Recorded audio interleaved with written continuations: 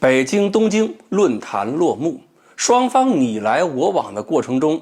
日本方面又透露了哪些潜台词？各位网友，大家好，我是刘小飞。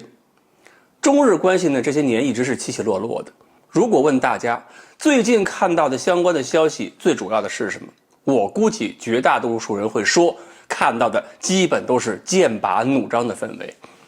比如说岸田文雄又说了要设置什么专门的岗位对付中国，在很多问题上对中国绝不让步，要表示强硬。然后日本还说要帮助美国干涉台海问题等等等等，还有谁谁谁又去参拜靖国神社了。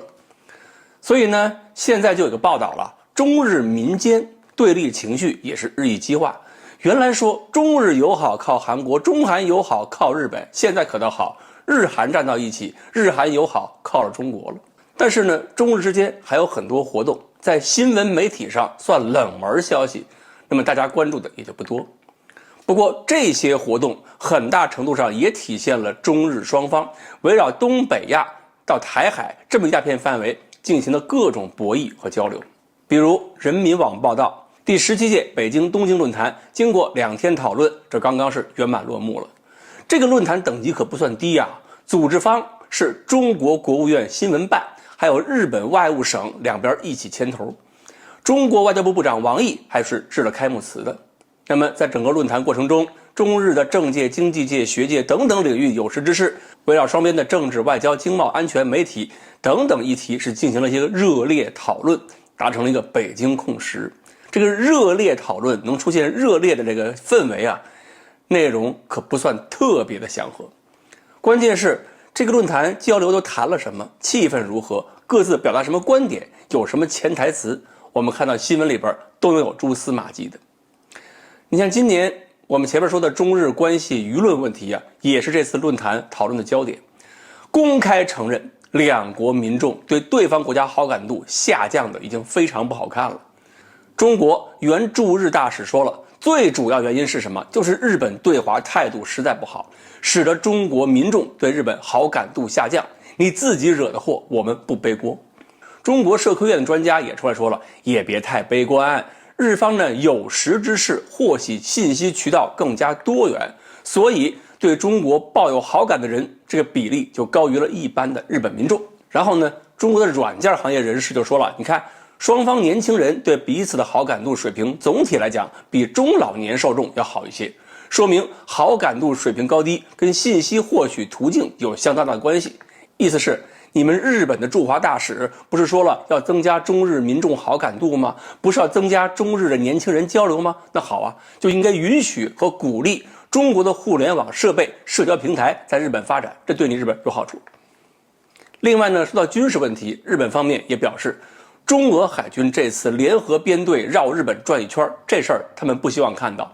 而中方回应，我们这是符合国际法的自由航行，慢慢你就习惯了。日本又说，如果中国武力改变现状，对日本安全有影响，中方回应，解决台湾问题，我们就没想影响日本安全。那潜台词可能是，只要你乖乖的不干预，对日本就没坏处，别拿日本的安全当作干涉台湾的理由。日本这边呢，一方面是表达各种担忧，一方面也试图回应了我们的一些担忧。那么每日新闻社专门的一个编委板东贤治就表示说，过半的日本公民受访者表示不希望在中美之间选边站，中美搞合作多好。日本原驻美大使杉山进辅也说了，日本同盟是一个背景，但并不意味着日美一定要步伐一致，针对中国采取同样行动。那美国历史才200多年，中日关系都好几千年了。这个日本前大使话背后的意思好像是，日本跟中国历史关系渊源更深，那么以后跟谁更靠近也不是不能商量的。当然我们不能认为日方这些人说的话呢都一定是真心的，不是烟幕弹。但是可以确信的一点是，中日关系恶化，我们更多人感觉的是愤怒，而日本人更多的感觉是忧虑，是担忧。因为这种忧虑、担忧、焦虑感，其实也是因为日本夹在中美之间，又跟中国有一些领土上的冲突，那么他自己随时有可能被波叫战火之中。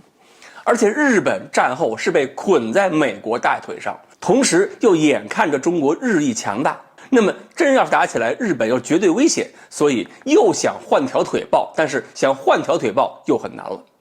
总而言之，别看日本现在还是美国的忠实小弟，但是只要中国实力超过了一个具体水平，那么日美关系就会从越来越紧密变成越来越松动。简单的说，中日友好的前提是什么？就是有一天在日本人看来，中国的大腿比美国的粗得多，踢人的时候更疼，抱着的时候更舒服。好，关于中日双方这个论坛表达了日方什么样的担忧和外交思想，今天呢我们就聊到这里，欢迎大家继续关注我们的栏目，我们下期再说。